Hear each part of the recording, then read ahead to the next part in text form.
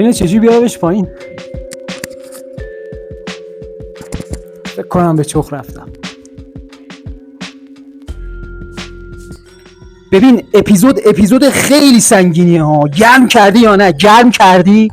خوش اومدید به سمترین چنل یوتیوبی جهان، سم اغلی، جایی که بزرگترین آزمایش‌های علمی جهان توش اتفاق میفته. تو این اپیزود میخوام قوانین فیزیک رو جابجا کنم. تمام جوامع علمی میخوام به چالش بکشونم. جواب منو بدین. هر کسی که داره این ویدیو رو میبینه و مدرکش بالاتر از دیپلم، جواب سوال منو بده. چجوری میشه که یه سیب سنگین‌تر از 2 سیب باشه؟ نمیدونین دیگه، به خاطر اینکه هیچ یاد نگرفتین تو مدرسه. ماتریکس اجازه نداد بفهمید، چشاتون رو باز کنین رو به حقایق.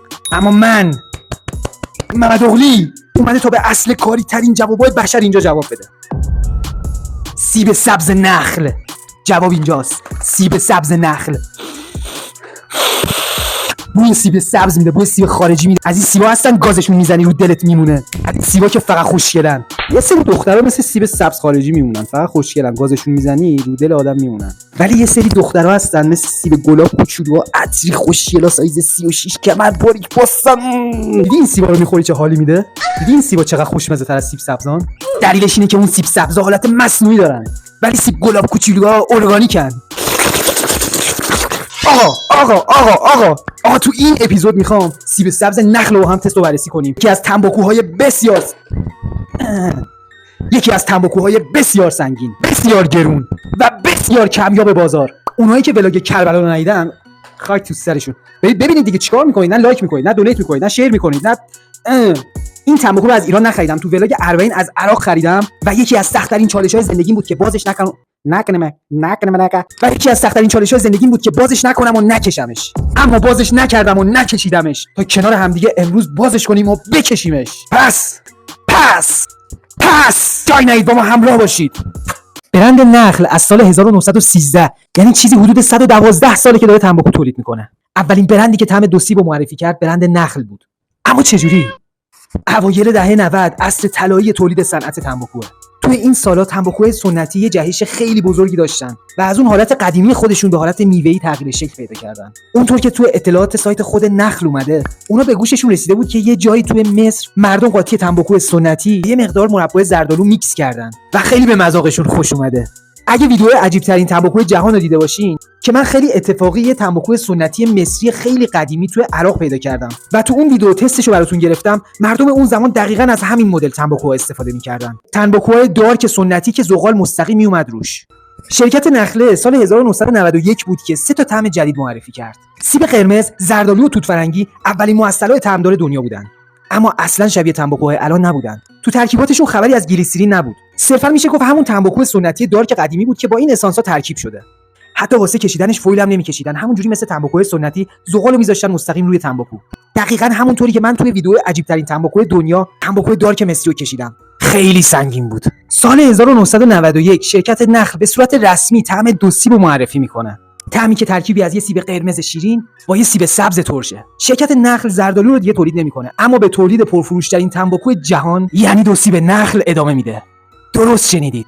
2 سیب نخل محبوب‌ترین و پرفروش‌ترین معسل جهانه. اگه دوست داری یه ویدیو برات درست کنم و راجع به کدهای مختلف نخل برات توضیح بدم، حتما لایک‌های این ویدیو رو به مثبت 500 برسون و برام کامنت کن که ویدیوشو درست کنم.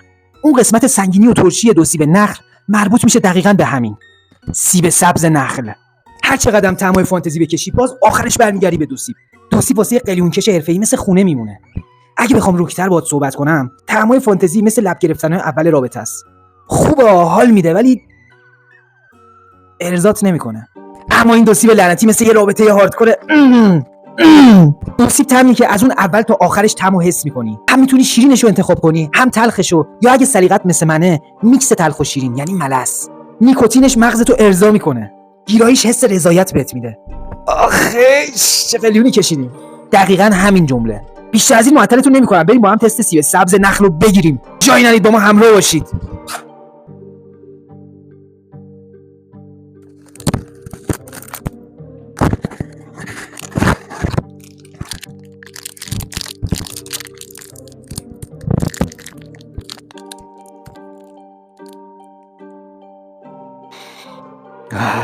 عجب بوی خفنی داره خداییش. دقیقاً بوی این سیب وارداتی سبزا رو میده. مثل همیشه کم شیره، پر عطر و بو و برگای بسیار با کیفیت. بریم تستش کنیم. یه تعداد از این سریای خوشگل سرامیکی واسه فروش موجود کردم توی چنل اغلی شاپ. لینک گروه رو میذارم توی دیسکریپشن، حتما جوین بشین، هم برای اینکه ببینین چه اجناسی توی اغلی شاپ موجود میشه، هم واسه دور جدید قرعه کشیمون. اگه تست و بررسی قلیون آمریکایی میا رو ندیدی حتما برو نگاه کن. توی دور دوم قرعه کشیمون میخوام یه دونه از این قلیونای خوشگل جایزه بدم. به نفعتون شرکت کنین، چون تا الان 10 نفر بیشتر شرکت نکردن و شانس برد خیلی بالاست. شرایط شرکت تو مسابقه هم اینجوریه که 100,000 تومان. آقا 100,000 تومان الان تنباکو ایرانی نمیدن. با 100,000 تومان الان یه تنباکو ایرانی خیلی معمولی میدن. با 100,000 تومان صاحب یه شانس توی این قرعه کشی میشی. حالا یکی میخواد 10 تا شانس بگیره که احتمال بردش بره بالاتر. هر چقدر دوست دارین میتونین شانس بگیرین، ولی از من به شما نصیحت، 2 روز بیشتر تا قرعه کشی نمونده. جمعه غروب من این قلیون رو با یه پک تنباکو با چند تا سری آترو به 3 نفر برندمون میدم و تا الان فقط 10 نفر شرکت کردن. دوست داشتین شرکت کنین، دوست نداشتین شرکت نکنین. تمام مراحل قرعه کشی هم به صورت لایو استریم توی کانال یوتیوبم جمعه غروب میذارم. میخوام یه سری توپل پر کنم. توپلا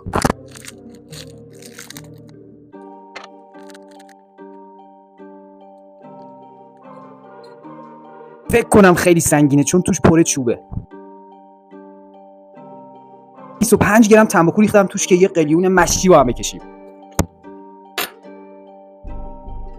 5 دقیقه میذاریم تنباکومون قشنگ دم بکشه. جی جی جی جین. 5 دقیقه ما به پایان رسید. بسم الله الرحمن الرحیم.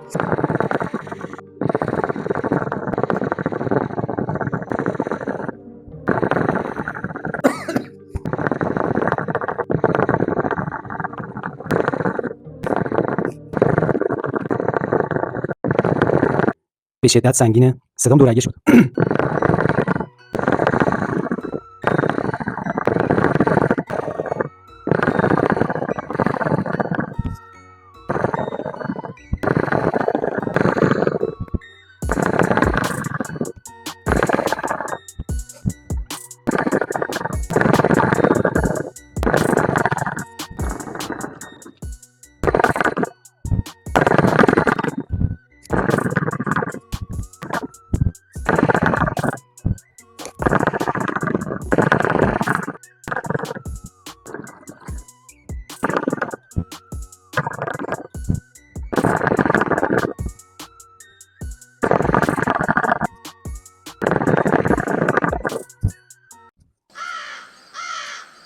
خیلی تنباکو.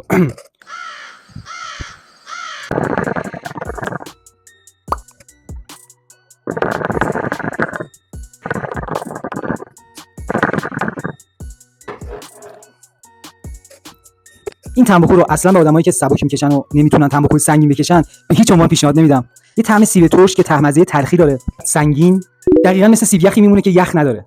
تنباکو سیب سبز نخ تنباکویی که خیلی سنگینه. اگه طرفدار طعمای سنگین هستید حتما بهتون پیشنهاد میکنم، واقعا خفنه.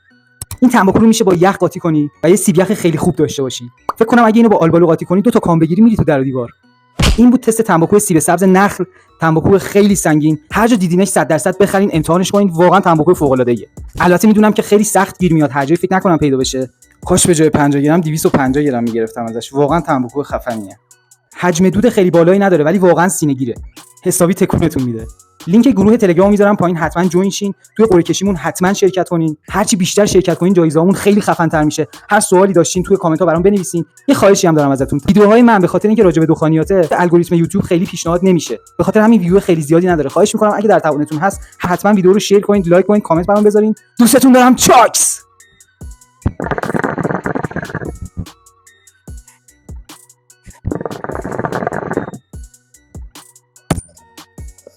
سورنا گفته بود خیلی سنگینه، من باورم نمیشد. تا نکشی متوجه نمیشی چقدر سنگینه.